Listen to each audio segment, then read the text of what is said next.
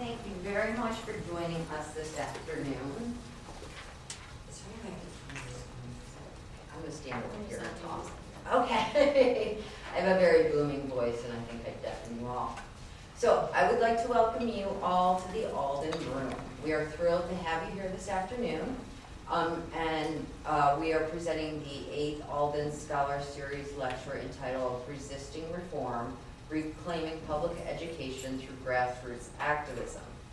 A little bit first about the series. The Alden Scholar Series is a joint collaboration between members of the library and members of the Department of History, with the sole purpose of celebrating faculty scholarship.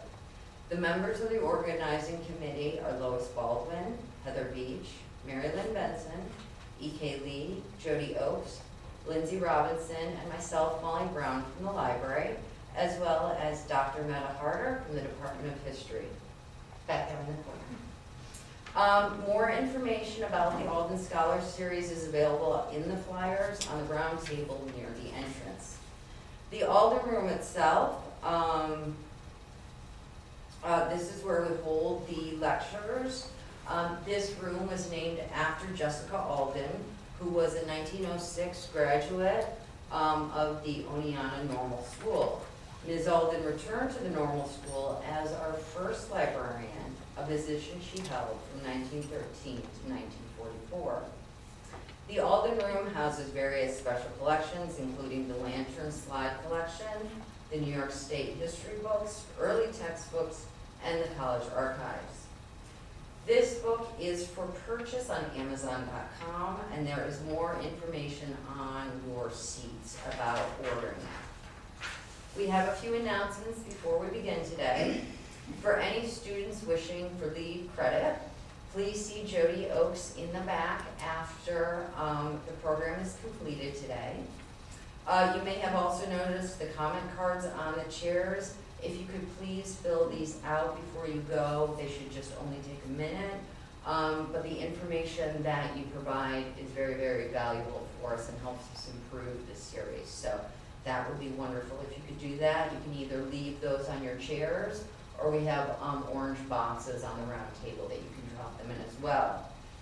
Because of the fragile nature of the collections within this room, we ask that there is no food and drink. There will be refreshments provided after we are done today. The only liquid we have in the room is water for the speakers.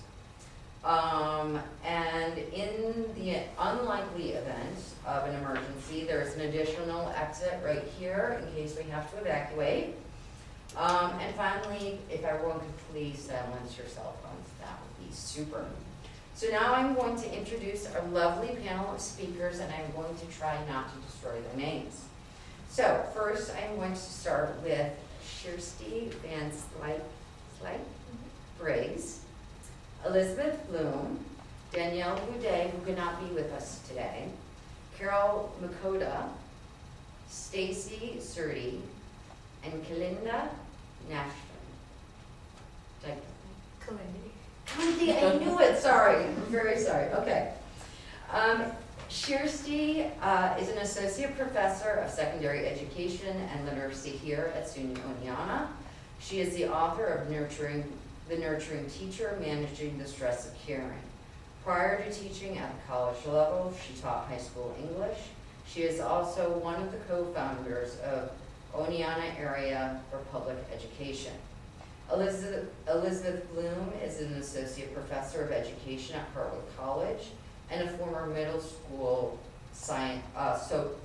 social science teacher. In addition to her work as a teacher, educator, and activist, her research interests include critical ethnofiction and developing positive dispositions in pre-service teachers. Danielle Boudet is a co-founder of Oneonta Area for Public Education and a founding member of New York State Allies for Public Education. She blogs about educational issues. She has been actively involved in the opt-out movement since 2012, advocating for parents to become involved in their children's education and to make informed decisions on behalf of their children. They are joined here today by several other chapter authors Please join me in welcoming our principal.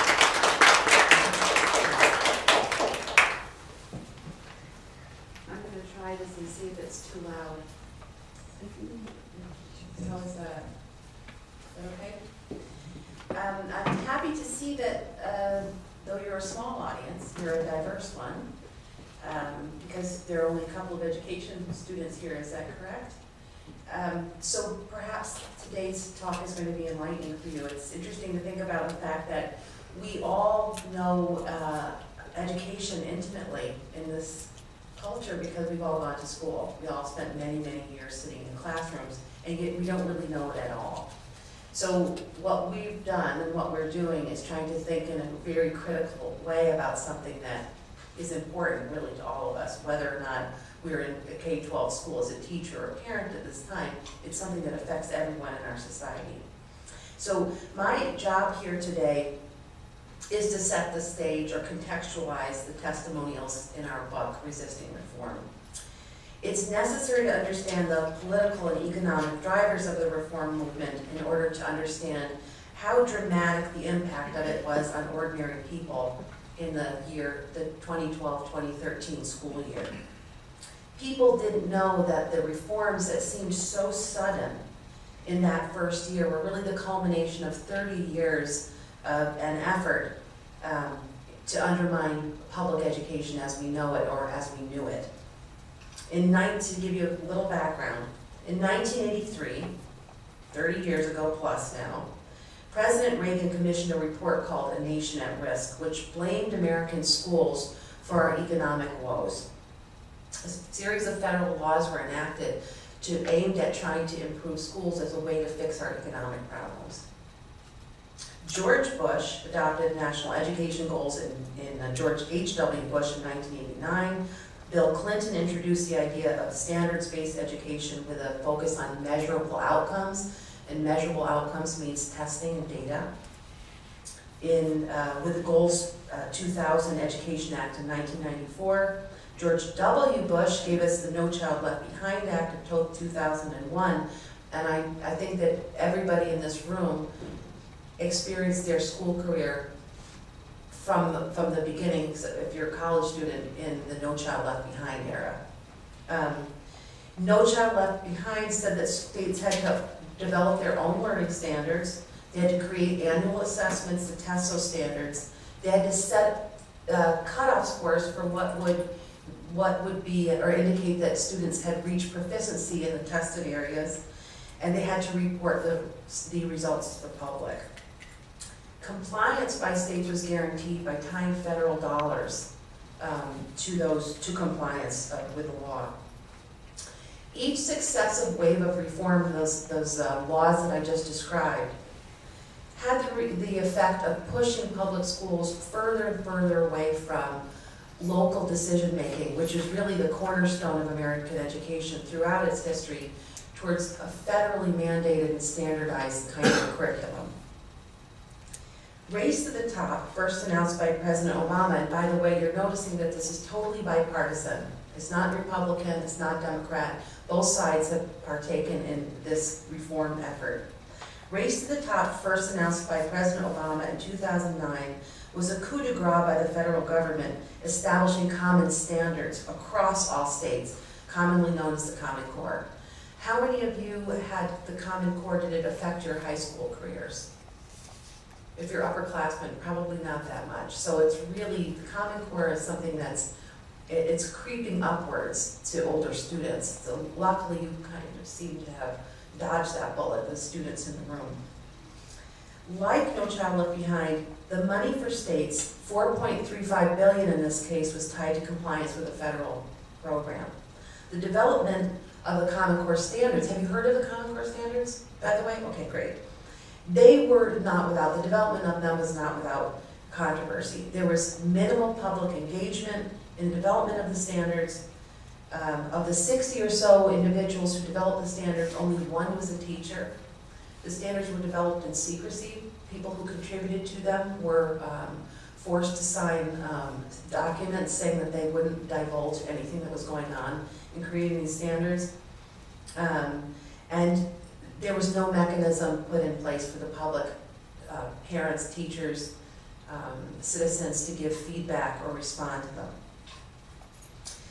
Further, they were never field tested, meaning that there was never any evidence developed so that we would know whether or not these standards were going to improve achievement or learning. One of the most pernicious requirements of RTT was to tie teachers' evaluations to kids' test scores. That meant that teachers' pay, their advancement, their job security was going to be tied to their students' scores. This obviously means that teachers are going to start teaching to the test.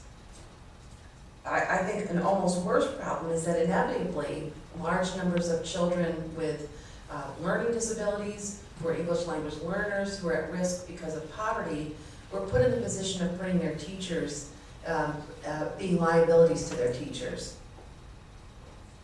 So if you talk to informed parents and teachers, there are very, very few who would say they were happy with the situation as it stands. So who benefits? Why are we in this situation? Who's driving the agenda? Well, you may have heard of the idea of a corporate reform movement, and people are confused. Why do you call it a corporate reform movement? We're talking about public schools. In fact, every step of this journey over the last 30 years has been driven by rich corporate donors, such as the Gates, Walton, and Broad Foundations, in collusion with our elected leaders. It's difficult to find an educational initiative in the United States today that hasn't been underwritten by one or more of these entities. So why would somebody like Bill Gates be interested? Well, first, they're motivated by a neoliberal political and economic ideology that favors marketing virtually all aspects of public life. Second, the stream of money that was flowing out of the federal government and into private hands with No Child Left Behind, the trickle has turned to a flood with Race to the Top. The educational industrial complex capitalizes on billions of dollars allocated to states. Consultants and vendors sell their services and products to develop testing and data collection systems, teacher evaluation systems, and technology to support test preparation, and more. The really lousy scores of the first 3 years of the Common Core Online tests were very bad news for demoralized parents, demoralized children, and their teachers, but it was very good news for business. It's no mistake that businessman philanthropists like Bill Gates stand to benefit enormously from this enterprise. It's been estimated that states will have to spend up to $16 billion to fully implement the Common Core state standards. Virtually everyone who has contributed to this book was affected in very personal ways by this reform movement. So what I'm describing here is a very big picture. I'm talking about government policy. I'm talking about people who are making decisions behind closed doors. But the people who contributed to this book gave testimonials of what happened to them, their children, their lives, their professions as a result of these reforms. Some, like Stacy, who's the second from the right, as a parent, she trusted implicitly that the schools would do right by her children in school. Ken, Kalindi's speaking on behalf of today because he has a very terrible case of laryngitis. He can't speak at all. He's an amazing third grade teacher. He had come to expect that he had the professional autonomy and self-determination to create a classroom that was right in the way that he understood it to be right as a professional. All of the people who wrote in the book became accidental activists, like Carol, who never intended to become a rabble-rouser, but felt compelled into it because the situation was so dire. So I'm going to hand it over to one of my colleague, accidental activist, Kjersti, who will take the next stand here. Thank you. All right, so I'm going to talk about two different things, and I'm not going to use the mic. I think probably you can hear me without it. I'm going to cover the material that Danielle Boudet, who unfortunately could not be here with us today. I'm going to talk about her chapter, and then I'm also going to talk about my chapter within the book and kind of how the book came to be. So I'm going to take you back I'm not going to tell you how many years, but way back when I was an elementary school student. And, you know, when I think back on my own elementary school experience, I have very fond memories, right? So I'm remembering things like what we did on the playground or whatever, you know, juvenile drama was developing between the girls that we were friends with at the time. Or, you know, when I think about the lessons that my teachers did, they were engaging and inspiring. And I remember feeling excited about education. I must have liked it. I turned into a college professor. I stuck with education all the way through, right? But now that's not what's happening. And I have a daughter who's in 4th grade. And when she went off to pre-K, she was very excited. And when she went off to kindergarten, she was very excited. And she went off to 1st grade, and she was super excited. Like, got up an hour early to do her hair for 45 minutes. That's my daughter. But that's not happening anymore. Over the course of her 1st grade year, she got less and less and less excited. So now to the point where I'm like dragging her out of bed. Come on, kid, let's get it going. And she's a smart kid. She does well in school. She knows how to play by the game, so to speak. But she hates it. It's drudgery for her. She's bored to tears. It's worksheet after worksheet after worksheet, all with the stamp on the bottom, Engage New York. And of course, we know Engage New York, that's the website that's been built by New York State where the modules are hosted. That is the kind of scripted, unofficial curriculum that our students are, in many cases, working with. So I start, you know, as like many parents, I start the pickup from after school. You know, I go to pick her up and I ask the obligatory, so what'd you do today? You know, and I get the report back of, here's what we did in gym class, because that's the only class she can tolerate anymore. Or there was 3 days where they dissected owl pellets. That was kind of a big highlight for her, so I heard about that. But in 1st grade, we took a test. Picked her up the next day. We took a test. Picked her up day 3. We took a test. And now I'm starting to become concerned, right? So what's happening here? So doing some digging, and I find out it's benchmark testing. And it happens 4 times a year, 3 days at a pop. That's a lot of time devoted to testing. And they would do this, and then they would take the teachers out of the classroom to grade the tests and put in a substitute teacher in place. So now you have even more time that's lost on instruction. So being the, we'll say concerned parent instead of nosy parent, I started talking to lots of other people and finding out this is a trend that she's going to follow through. And I knew the 3rd grade tests were coming, but I didn't think it was going to happen as early as 1st grade. So obviously I became very concerned, and like many people, where do I post my rants? On Facebook. So I post my rant on Facebook about the benchmark test, and a friend of a friend pointed me in the direction of an opt-out group. So opt-out is the mechanism that people can use in order to refuse to have their child participate in these exams. And I have, for 4 years now, refused to allow my daughter not only to take the 3 through 8 exams, but the benchmark exams, so she takes none of them. So through that whole process of Facebook and networking that way, that's how I met Danielle Boudet. And we just happened to realize we lived close to each other and got coffee at Latte Lounge. And you know, that's where the story began.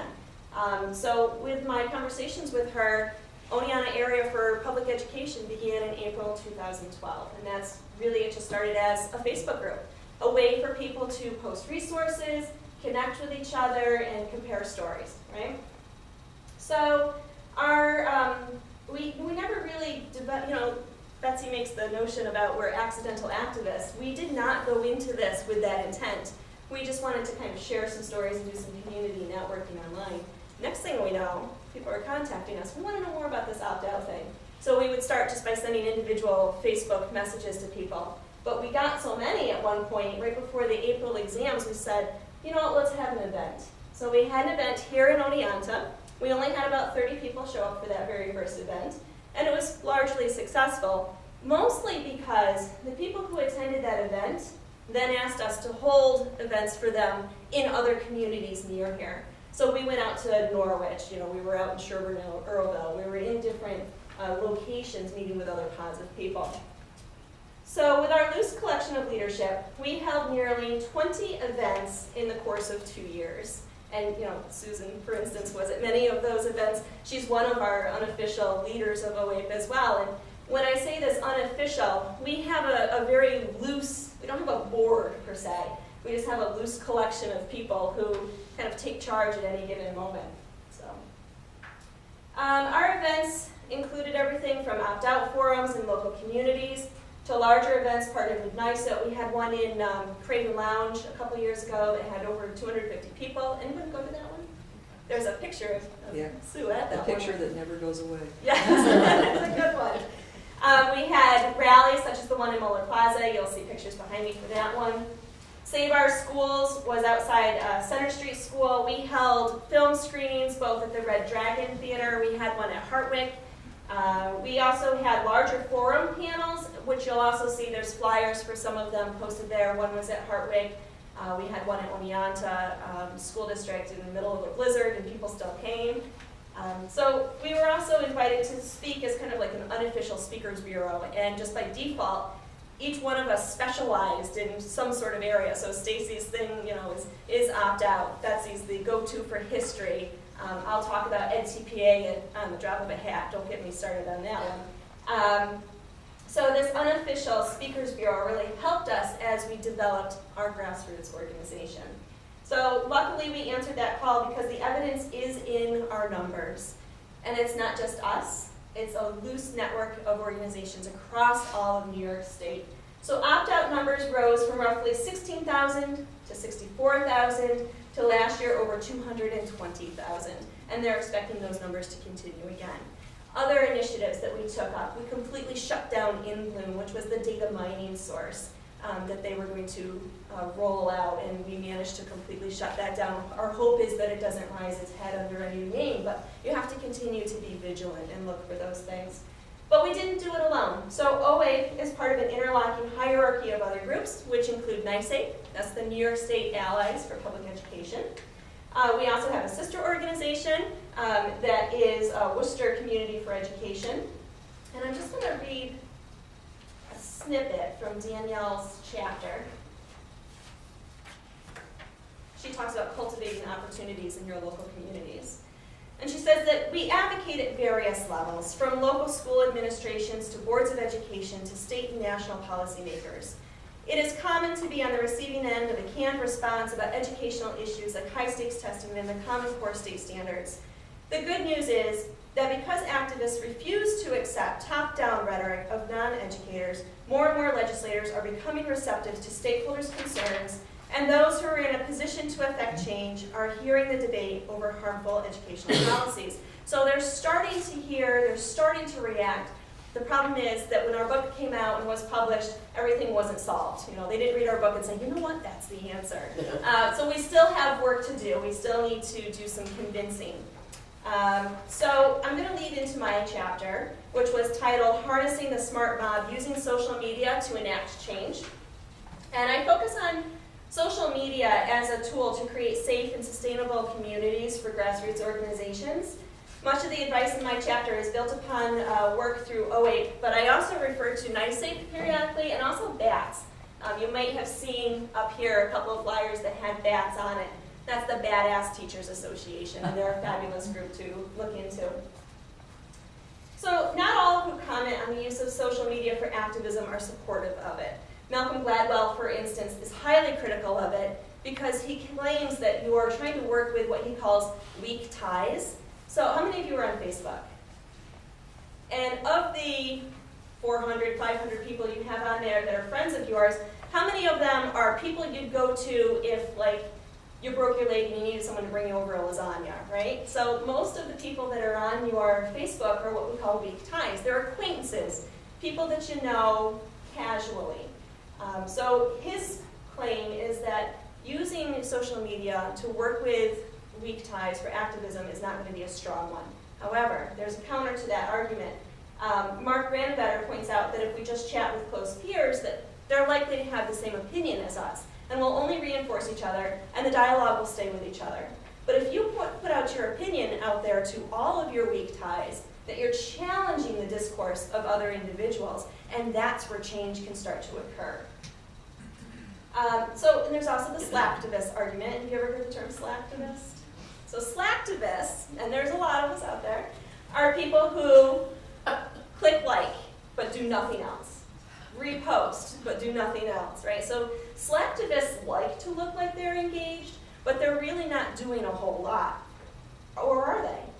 When they repost, it then goes to their 500 weak ties, And then those 500-week ties, there might be 3 or 4 people who are really interested and look more into it. Or they repost, and it goes to their 500.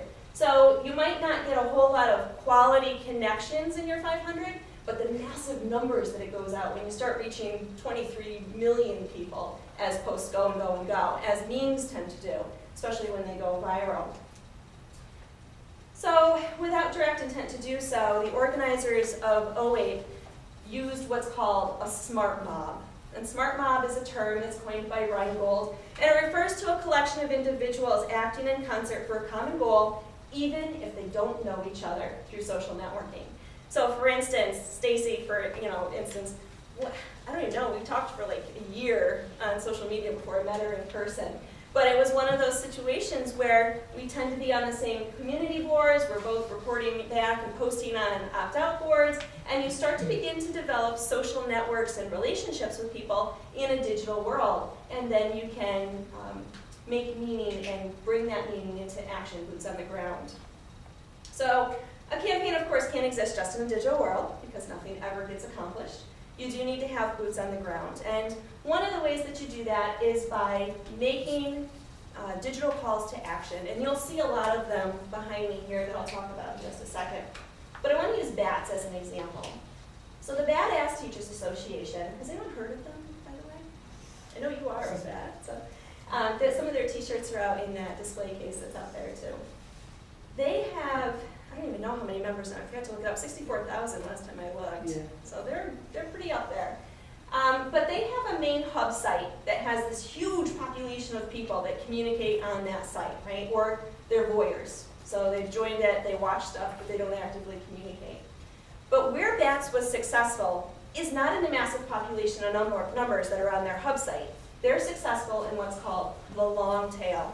So picture kind of a graphic that starts here and it's really thick, right? That's their hub site. And then it kind of goes down, down, down, down, down, more and more narrow. And those narrow pieces of the tail are little sites that are offshoots of the big one. So there's BATS, but then there's special education BATS, arts BATS, retired BATS, BATS in alternative education, and it will continue down. And that niche market, if you add all of them up and you flip that tail up this way, is way bigger than the original hub. And so that's where their power is. James G. refers to those small groups as affinity spaces, people that come together around a central idea that's within their niche, and then they're interpreting everything that they read through their niche. So how do special education teachers feel about this big issue? How do retired teachers feel about the same big issue? And then they're making sense of it that way. In order for this to work, the organizers of a group must make contributors feel as if their contributions matter. Kjersti notes, quote, "The number of people willing to start something is smaller, much smaller than the number of people who are willing to contribute when someone else has started that something." So it just takes the kernel, right? You need to get someone to start that kernel, and then other people will come to it, but they're very hesitant to start it on their own. So the role of organizers in these grassroots digital sources is to encourage their population to contribute and to make them feel as if they're part of a safe and secure digital environment. So how do we do that? One of the ways that we do that is, who else is here a monitor of? Are you an administrator? Are you an Yeah, so there's some of us, but there's more of us. There must be like 8 of us all together are administrators of the OAPE site. And so we watch to see if trolls are on there. What's an internet troll? Who can tell me? Yeah? Oh, sorry. Just? Someone just who starts trouble on the internet. Yeah, they do it just to watch the show. Yeah. They may or may not even care about the issue at hand, but they put a contrary belief out there just to get a flame war started. What's that? To get a rise out of it. To get a rise out of it, yep. Yeah, and they call it flame wars. And so one of the things we do is we go in and shut down trolls. If they are persistent and pernicious trolls, we'll actually delete them off from the site. We also have to keep an eye on random people that want to sell sneakers. I don't know where they come from. We delete them off the site, and then inevitably they'll come back under a new fake name, but we have to keep watching for them. But we also have shills that will sometimes come on. And so these are people who come on and they make it sound like they're going to be part of the solution, but they're always dropping these little nuggets to undermine everything that you're doing. And so we keep an eye on them. The good thing about them is they challenge the discourse on the site. And they challenge us so that when we are in a one-on-one conversation or in a small group conversation, and they say, you can't opt out of those tests, and I can say, yes, I can. And it's called actually refusal, and here's where it appears in the service manual, and here's the exact language, and here's the code that you need to code in on that test when you turn it into state ed. So the good thing about them, they don't even know they're doing us a favor, is preparing us to fight back in that dialogue later on. So we did not, again, like I said, set out to have a board or an official list of who's going to be in charge. We ended up with what Dr. O calls an adhocracy. This is an organization characterized by a lack of hierarchy. In this system, people contribute based on their strengths, based on their time, and based on who's not stressed that day. So the nice thing about it is if I'm super overwhelmed and it's finals week and I have 30 unit plans I have to grade, somebody else can come in and take over for a little while. And we kind of shift in and out periodically, which is nice. Knowing what content to share is also important. We tend to repost things like summaries or media sources, but we also use a lot of memes, and you've probably seen a couple behind my head here. Memes play an active and important role in grassroots digital activism. They foster what's called the ethical spectacle, and I love this term. They're clickable, they're shareable, usually they're humorous in some way, and they get right to the point. So the meme captures the attention of the reader, but then the important thing is it asks the reader to do something, a very simple call to action. So here's one, perfect timing, right? So day of action, tell the White House to dump Duncan, he was the Secretary of Education, and there was a number there. And so we had one day reserved, people called, they just left a message with the people answering the phones. They were so overwhelmed with people calling, I had to call like 3 or 4 times before I got through. Did you call too? Yeah. Finally. But it's a simple call to action. We would even post scripts for you. You don't know what to say? Here's a script, read it. We want you to email state ed here, or the Board of Regents. Here's the email addresses of everyone on the Board of Regents. Here's a script of what you can say. You can cut and paste and send them off. So ways that you can make it very easy for people. In the chapter, I also talk about the use of things like hashtags, viral media, and convergence theory, but for the sake of time, and I'm looking at the clock back there, I will leave it here. But if you want to learn more about that, definitely dig into the chapter. So at this point, I'm going to turn it over to Carol Mankota, hashtag Team Carol.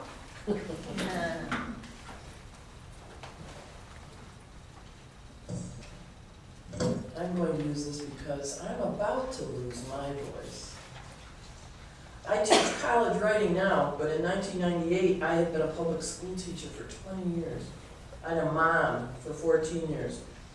I was then a middle school teacher of English language arts. I met with 5 groups of 8th graders every day from September through June, 13-year-olds, 100 of them a day. Beginning that year, 1998, New York State intermediate testing started to take up more and more time. That's when they started. It wasn't just the tests, it was practice tests, classroom test preparation, and then data huddles that took time from authentic tasks in classrooms and real collaboration within the faculty. This increasing time given to testing wore on children and adults alike. Kids with test anxiety, kids with special needs were affected. Kids who did not fit in either of those categories were worn down with the constant testing presence. Adults forced to ignore what they knew about child development and good pedagogy. They had to live with that constant cognitive dissonance. It wears on you. After making arguments to my administrators, who were not the people in charge of these policies, after meeting with other teachers from Central New York who were facing the same infringement on good pedagogy, I asked for time off so I could take courses to get my doctorate. I decided if I have those letters after my name, someone would have to listen to me. I also appealed to my professional organization, the National Council of Teachers of English, to oppose federal policies that were driving the increased testing, but to no avail. I spent time and money to attend their national conferences to speak out. The problem was, as Betsy mentioned, that large publishing companies would often foot the bill for many aspects of these national conferences. And the publishing companies were happy about the direction of education policies. Back at home, I was able to research the sources of the over-testing deform movement, sources like Wall Street, big corporations like Pearson, possibly well-meaning billionaires like Bill Gates and the others that she mentioned, listening to the wrong advisors. After 2 years, I had to resign. I wasn't allowed to take any more time off, and I wasn't yet done. I continued to teach college writing and teacher preparation courses. I spent a year right here in Oneonta preparing teachers, full-time. But it made me sad to prepare them with the best information and practices for teaching children, and then send them out to classrooms where they would be asked on a regular basis to do other than what they knew was right. When my research was finished and my dissertation complete, I got my advanced degree, but I felt there was no institution where I could ethically practice my profession on a full-time basis. Profit motivations drove teacher certification in this state with the EdTPA, as in many others, making teacher education problematic for me. I became part of that adhocracy that Kjersti mentioned. I was someone who could do more as a retired teacher with time and less stress than I could when I was employed in a public institution where teachers' hands are tied, and in fact became more tied. As I began my retirement, teaching writing part-time at the local community college where no one questioned my methods, I joined many teacher groups, like BADS, opposing the newest iteration of bad reform, Common Core, with its emphasis on tying faulty assessment scores to teacher evaluations. I noticed those many parent groups springing up and realized that parents were the real power in each state for this conflict. And of course, it was through Facebook that I discovered groups like the New York State Allies for Public Education, an organization of parents and educators. That's where I learned what my next move would be, other than speaking out at every forum I could, writing letters, writing editorials for the newspaper. The Board of Regents pretended to have interviews and elections of new members, while in practice, the same non-educators sat on the board for decades. This system made it easy for reform-savvy investors with an interest in public money to influence certification and other education policy issues.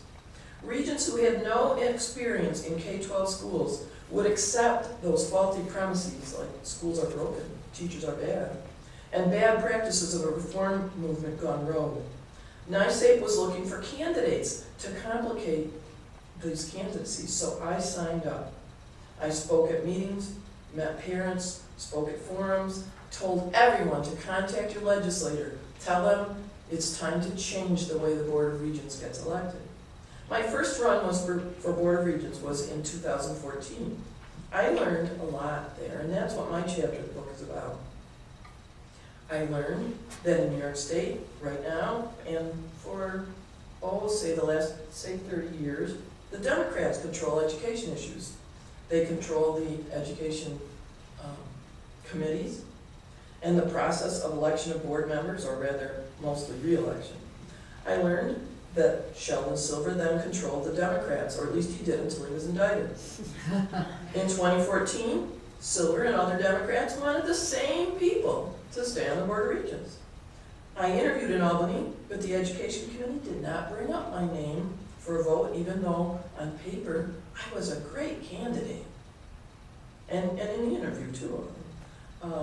They didn't bring my name up for a vote. However, from the floor, the day of the vote in March of 2014, Assemblyman Cliff Crouch, who happens to represent me, made sure that my name was heard as a candidate. And in fact, I did receive, I think, 34 votes. I should have looked it up.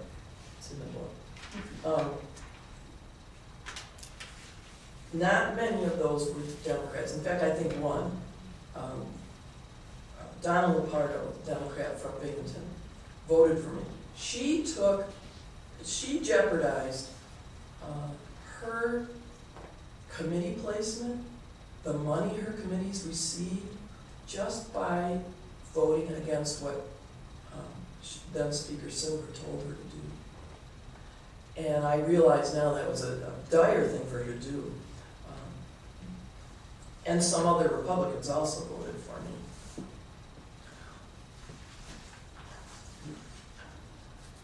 So that was my first experience running, and I had a lot of new knowledge, if you could call it that. I decided to interview again for an at-large seat last February. The Board of Regents has 17 members who represent segments of the state, and then there are at-large seats. They generally try to portion out the at-large seats to different areas to make sure that there are enough people on the Board of Regents that are from urban areas in proportion to urban and rural areas. And what I found out this in the 2015 elections, my name was brought up, especially by a group of Republicans after I interviewed, but they chose someone else for the particular at-large spot that was open. And in fact, 3 new people got onto the Board of Regents, and they've become part of a dissident group. And this is very unusual for the Board of Regents to have any members who dissent from decisions, announcements by the Board of Regents. But this year, that was publicly done. There was a dissent by several members. I felt like there's some sort of turn, and then watching the opt-out movement at the same time, the refusals, the numbers growing, I said, I still want to be part of this. My name was not actually brought up on the floor of the legislature for the day of the vote, but Representative Crouch, a Republican, assured me that I would be the Republicans' candidate for an at-large seat in 2016. I was pleased that the several educators did manage to obtain seats, some superintendents, and other people who definitely had spent time in classrooms. Their dissonance has already changed some of the messages coming out of Albany. Meryl Tisch, for example, who is right now the chancellor until next March, she has announced that she, in an at-large position, will be stepping down in March of 2016. So she will have to be replaced. There will be no re-election. I will especially relish running for her position, since I see her connections to big money in New York City as quite problematic. Her appearance around the state with John King and her comments during interviews have always been troubling, as she mouths the Common Core deformed speech while ignoring tons of research, evidence, parent protests, teacher knowledge through the opt-out movement. Now, should I fail to be seated on the board in 2016 with Team Carroll, I know that my own district's representative, James Alden, will be up for re-election in 2017. I have continued to speak out and write against Common Core, and I have plans. At this point, I'll speak to the true power. I'll bring up the true power, and that is with the parents, although I know Kjersti is also there. Stacy?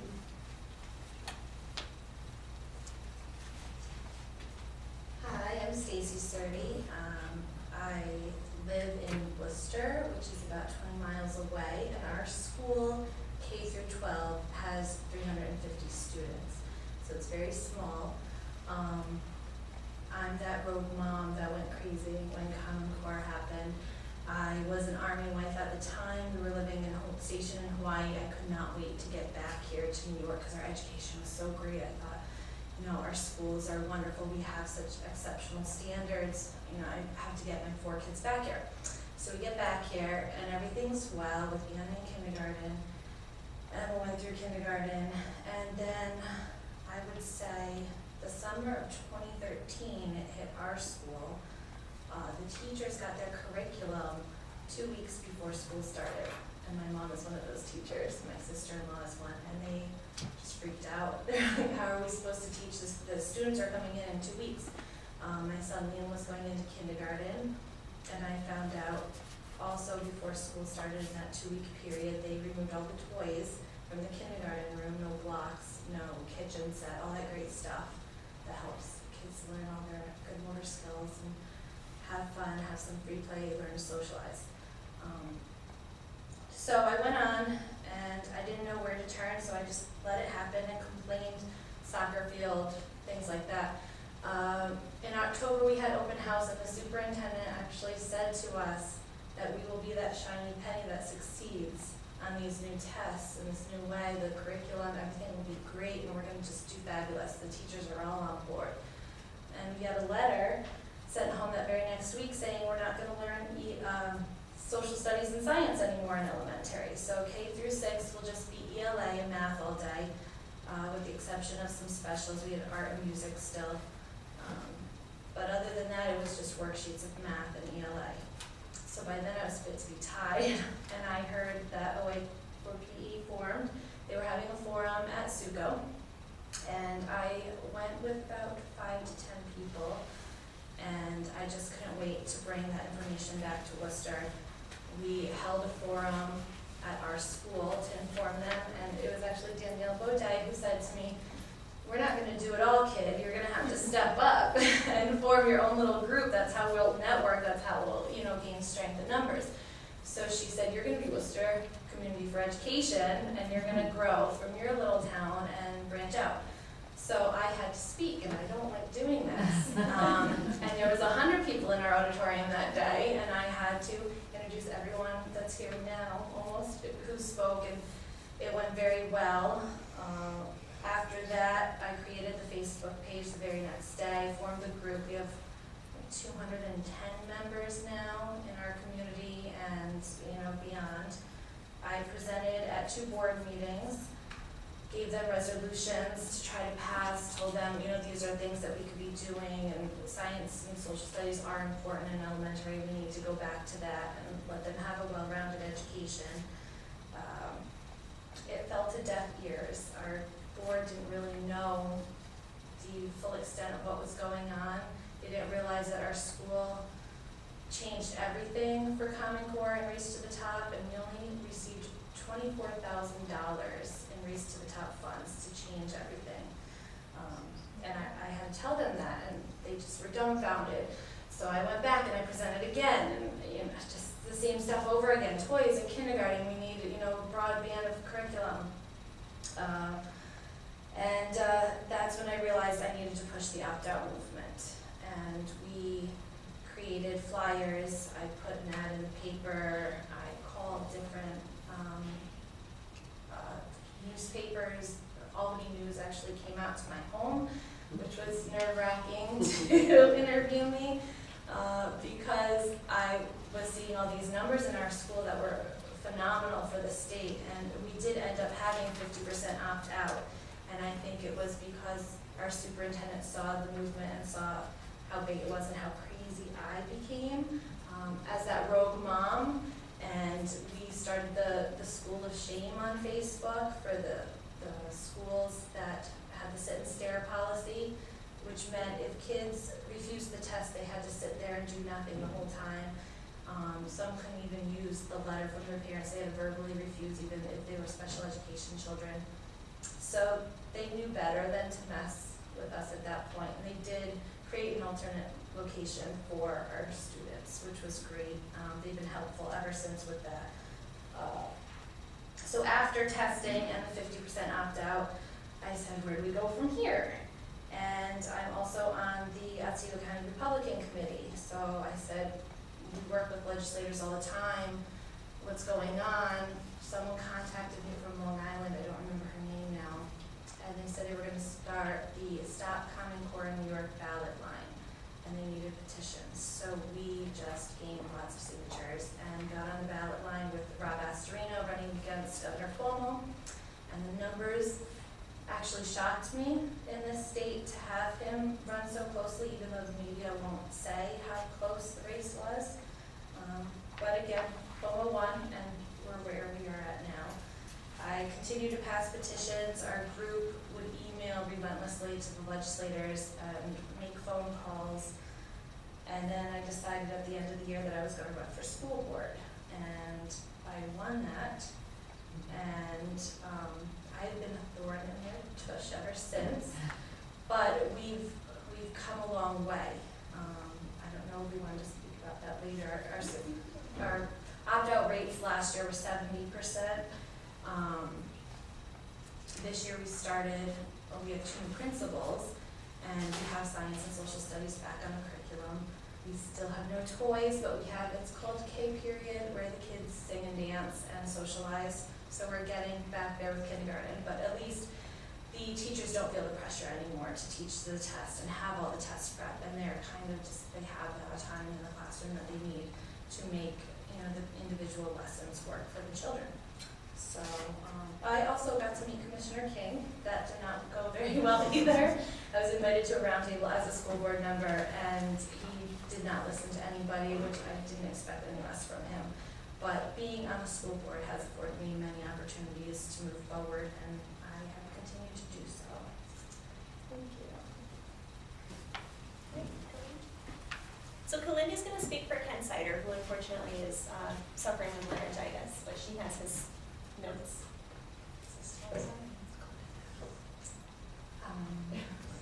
Can you hear me? So, like Kjersti said, I am speaking on Ken's behalf, and he was a contributor to this book, and I have personally worked with him in his classroom, and I can't speak enough about his work in the room with his students and the projects that they do, and he's really inspirational for me and when I worked with him as a pre-service teacher. So his words. I opened my chapter with a quote from Paulo Freire, which deserves to be repeated. Freire, a Brazilian educator whose visionary work to enable students to liberate themselves from social and economic constraints of the dominant culture transformed educational theory and practice. He believed that teachers have a responsibility to be political agents who strive to improve democracy by cultivating critical consciousness among students in order to work against the societal ignorance that damages us all. And it damages some more than others. In my chapter, I presented a portrait of student-centered education in my third grade classroom where the children directed their learning by advocating for the striped hyena, a threatened species in Kenya. The students organized themselves and set goals that I was able to support as a facilitator. Their long-term multidisciplinary quest to study and understand the scope of issues around the hyena's predicament created a learning experience that honored, promoted, affirmed, and supported their own humanity.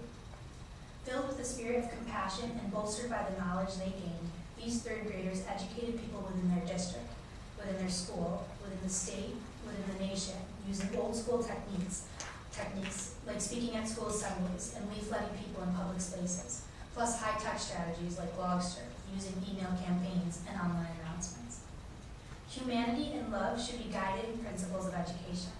However, these principles themselves are threatened species.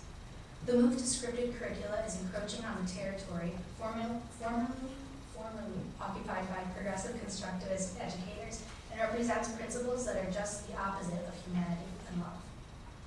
Excellence in teaching is not about technique, though technique is an important element of effective teaching. Excellence in teaching begins with teachers who have integrity and who have passion, and who understand the importance of connecting positive values through curriculum, instruction, and classroom management. But State Ed, Governor Cuomo, New York State Democrats, the U.S. Department of Education, and President Obama have put forth an educational reform agenda that contradicts these basic truths.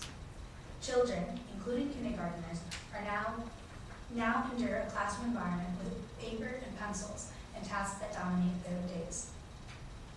More often than not, they are asked to demonstrate what they know in ways that reduce their participation in class to prescribe responses that match a Common Core aligned script or textbook page prompts, and they're 4-year-olds or 5-year-olds.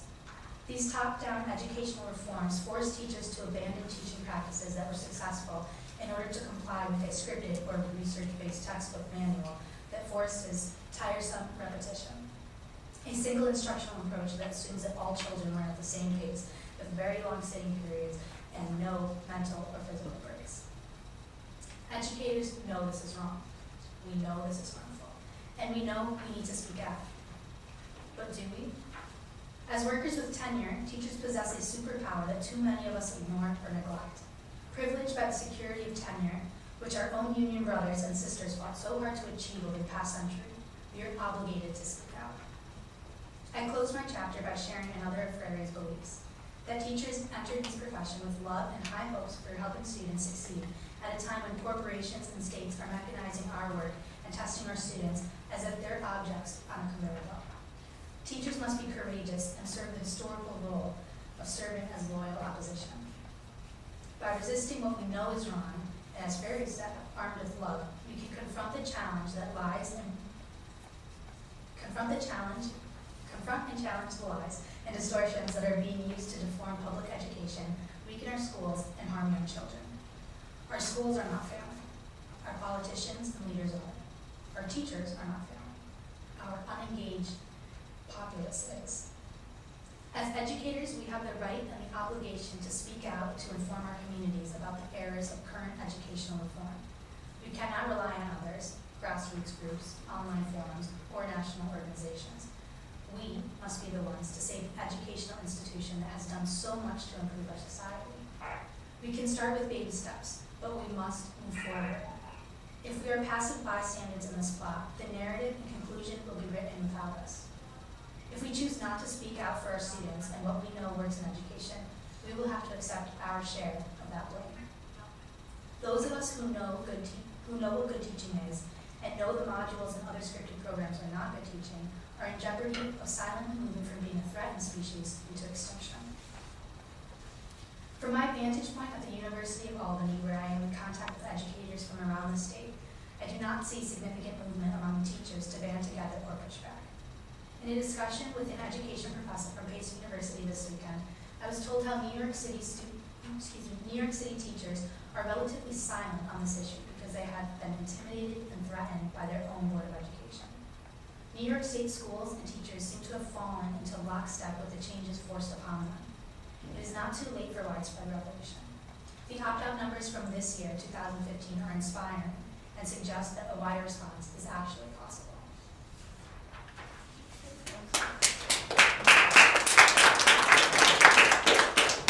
So like I said earlier, unfortunately when the book came out, they didn't have like this moment of realization and fix everything all at once. It is an ongoing battle. And so what we're going to do now is just go around the panel and talk very briefly about some of the new updates that have happened in New York State in particular.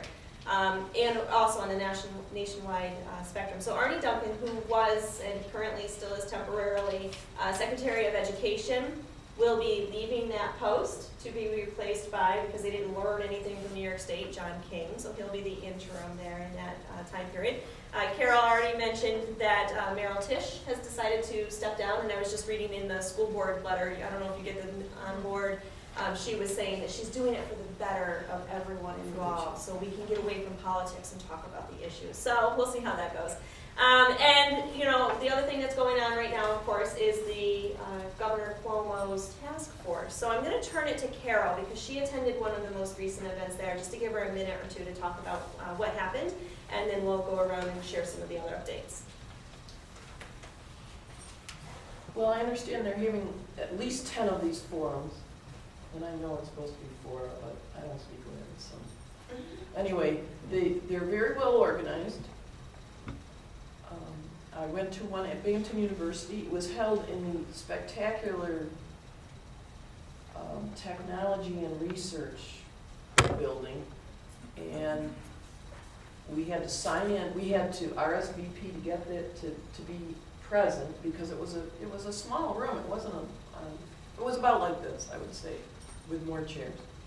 And if we wanted to speak, we had to let them know that we wanted to speak, and we had to sign in, and they gave us a card with a number on it. I was number 6, so I counted the chairs, and they put me in the 6th chair so that they could bring us up in groups of 4.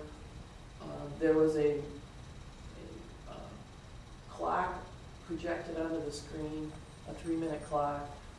So when it came to be my turn, they hit the clock, I started speaking, I stopped when the 3 minutes was up. That's how that I had my speech planned out. And what I understand from people who stayed for the whole thing, I was just getting my cold then and I went home, but it was about 26 speakers against Common Core and a handful that said more positive things. I'm guessing that on Long Island it was much more unanimously against Common Core. They did not record our remarks. We could, if we wanted, and I did, enter our remarks into an online collection. Now, the fact that they didn't record it means that the only people that heard the things that I said, and the other 26 or so, were the 2 members of the task force that were there. A large jovial man from Buffalo, he was a parent connection, and a superintendent from a school district, and I don't know where her school district was. Those 2 members of the task force heard what we said in Binghamton. Other members of the task force were in Long Island. Other members were in New Paltz. So the task force got bits and pieces from all over the state, but it wasn't recorded anywhere unless we uploaded our remarks. Now, I hope everyone did that. It just means that they all got a different, kaleidoscope sort of vision of what people were saying. I'm not very optimistic that that task force is going to do anything useful, because I looked at the makeup of the people who are on it. I think they're going to do what Governor Cuomo tells them to do. But I have to talk anyway, even when I know that the chances are that's not going to do anything. Because then I can go to social media, post what I said, get lots of people to repost it, and they did. I think I have 900 friends on Facebook. But anyway, they sent those words out to 900 more, and 900 more, and 900 more. I've written editorials for the newspaper to counter what some administrators, or even my own administrator, a former student of mine, writing said Common Core standards, they're going to do good things. And I said, well, yeah, except that they're accompanied by the testing. And so I've let that be known and try to get that across. However, the people who read newspapers now, it's a smaller and smaller number. So I'd rather find ways to get my word out by social media. The other thing that the task force is doing is they have a survey that's up, and you can go through the standards that are there and comment, but you have to go through each individual standard by grade level for math, for ELA. It's incredibly cumbersome to try and get through that survey. I was estimating it would take me about 3 hours to get through the whole thing. Did you do them? I did all the ELA standards for 9, 10, and then 11, 12, and it probably took 2 hours. Yeah. And I left a comment for many of them. There's some you can't object to, but the problem isn't so much what's in there, it's what's missing is the bigger problem. But there's a standard in the high school one, which is a big part of the English Regents, that students must be tested on their ability to decipher sarcasm, irony, understatement. And any kid on the autism spectrum, of course, can't do that. It's like trying to get a colorblind kid to recognize the difference between red and green. There is no teaching strategy to make that happen. Many other kids who are special ed can't do it, and regular kids. We have, perfectly intelligent kids who go into a test assuming it's going to be serious. And when the poem is Ode to an Onion, with my master's degree, I'm like, oh, this has to be like ironic. They're like, well, all poems are stupid, must be serious. And so they didn't all pick up on that. So I was objecting to that one in particular as being an unfair testing practice. Whether anybody listens or not, I don't know. I heard something like, I don't know, millions of people clicked on the thing, but something like 55 people responded to the survey or something like that. Yeah, because once you get in there, it's very daunting. It is. Well, you can't just say, there's no like button or dislike button. You have to, and you can't, if you say you don't like it, you have to say why. You can't just click the dislike button. And so you have to, it's designed for teachers, and it should be for teachers, because we keep saying they're not developmentally appropriate, and I think they're trying to find out, well, where. And so I think it's important that teachers take the time. We have the knowledge to do that. A parent. Can you do just a section of it? Can You I can go in click and just do anyone. ELA? Yep. You can click, and even within, if you pick ELA 9 and 10, they list them, you can click on Okay. whichever one you want. There's no stopping or starting. You can click on one sub-component of one standard, or you can do all of them. You can do, one from 3rd grade, one from 9th grade. It's all sort of, The latest results came out this afternoon, did you Yeah. see that? That 70% are okay with the standards. Yeah. Well, it I don't know doesn't say, if they said 70% are okay, what they There's no way said, to 70% of the people didn't leave any negative feedback, which is not the same thing, Well, and here's, but that's how they're playing the Right. statistics too. and they've totally missed the point. So they're boiling it down to, oh, people are mad about the standards. Well, that's not what we're mad about. We're mad about this whole package. We're mad about the cumbersome and overuse of high-stakes testing. We're mad about the application of that high-stakes testing to then rate our teachers and rate our schools and then make those ratings public to demoralize people. Because of the sake of time, we're gonna turn it back to questions for you two. Does anyone have any questions for us? Yes. I know. As a librarian in higher education, I see how testing has affected freshmen coming in. There is a huge learning curve for them. I mean, even to find a book on the shelf in the library is impossible. We have to teach them how to do that. So, as someone who does not have children and is not involved in K through 12 education, but is involved in higher education and sees how it affects higher education, how could someone like myself get involved in this movement? Because to me, testing has really destroyed the law. There's no reason with or without children. Okay. As a citizen, you can participate Okay. by becoming involved because you see the circle closed. What happens when people come to higher ed? Kjersti and I are doing research looking at how the freshmen now, the ones who went through their entire schooling experience through No Child Left Behind and now Race to the Top, Right. how that's impacted their ability to think creatively. And this is what I'm very fascinated, and I've been doing a lot of research with So- this as well. Yes, so I mean, this is a new area that we're Yeah. looking at, what's happening, and we're particularly looking at young people who want to become teachers. What impact is it going to have on people who present in college as wanting to become teachers, but they've been apprenticed, in effect, throughout their school careers with this very regimented, Exactly. standardized curriculum? What is that gonna mean for the next generation of children who are going through the Exactly. classrooms?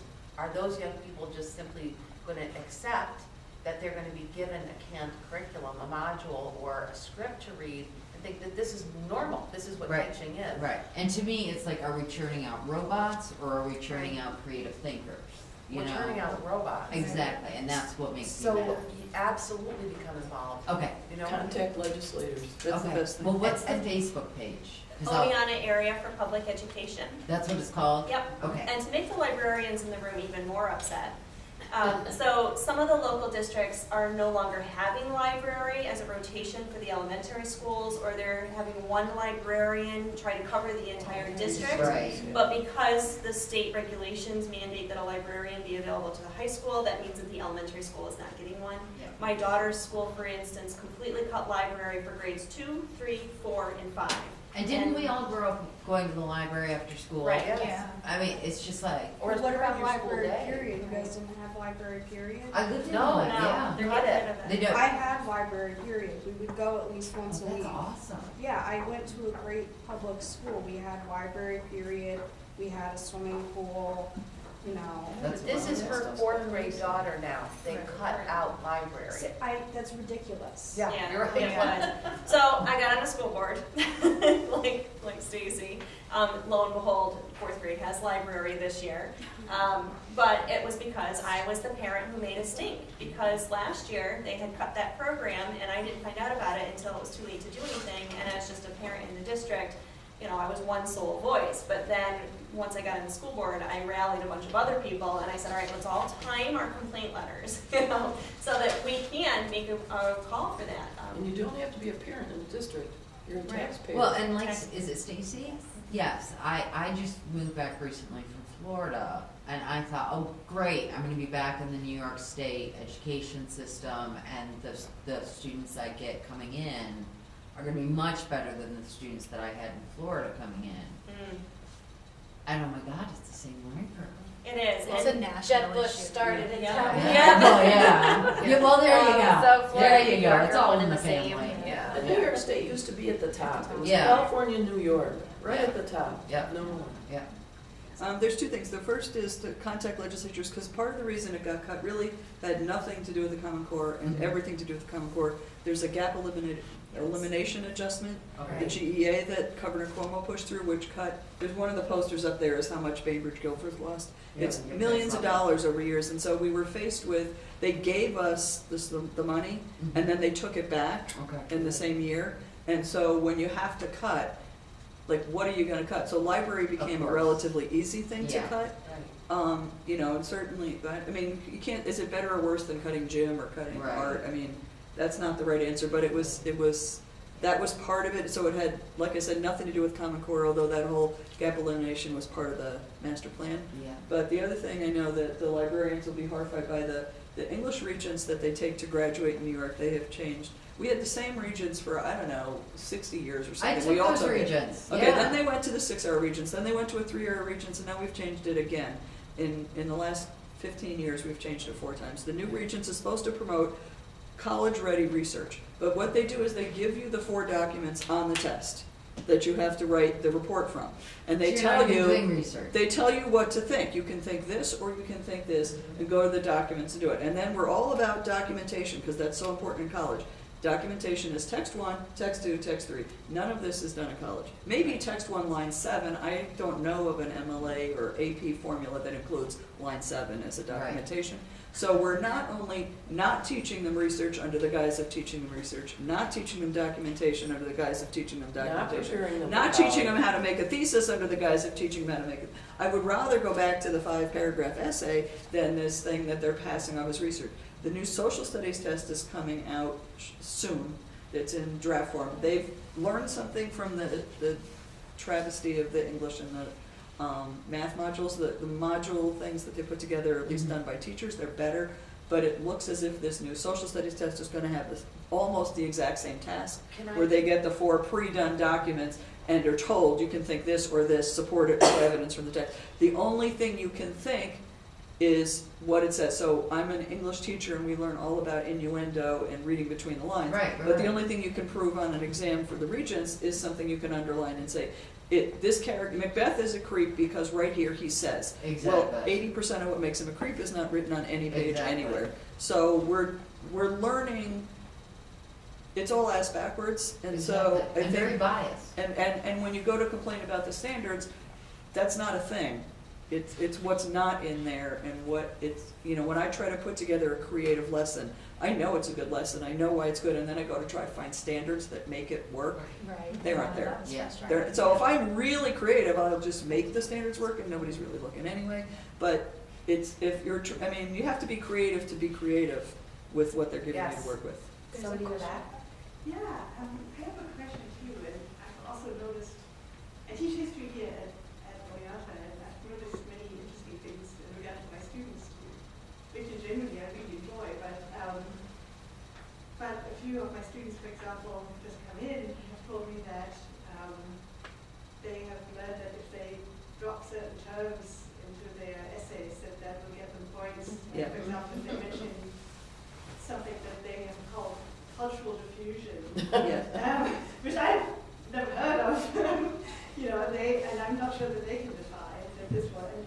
So, you know, this is certainly very alarming to me, because I feel that they are using these terms that they don't really understand, and then are in some cases really meaningless, and just to collect points. But the question that I actually had concerns these publishing companies that you were talking about, because I feel that we get a lot of calls from Pearson and so on, trying to get us to use their textbooks, but also the tests that come with that. And I find that really alarming. I don't know, and I've always refused, of course, and I stopped to refuse using textbooks at all, because I think they're too expensive, and also I think they're refusing. But I feel, are these publishing companies trying to do the same thing at the university? Yes. So I've gone through all of my syllabi, and I've taken out any textbook that's published by Pearson Publishing or one of their holdings, because they own like 40 other companies.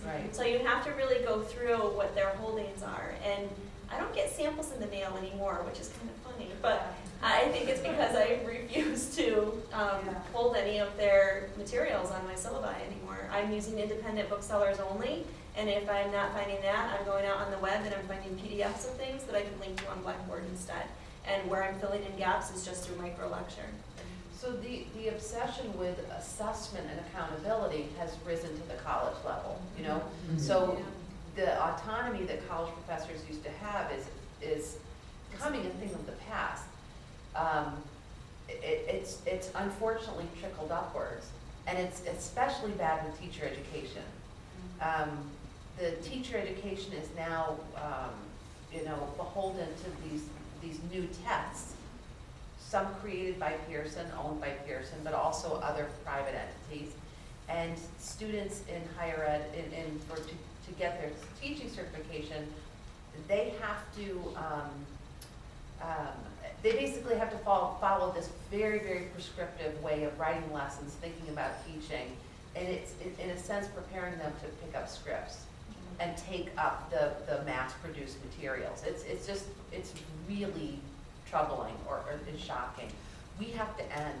Sue, you're going to have the last comment, and then there are some refreshments outside, and we can have them and we can chat more.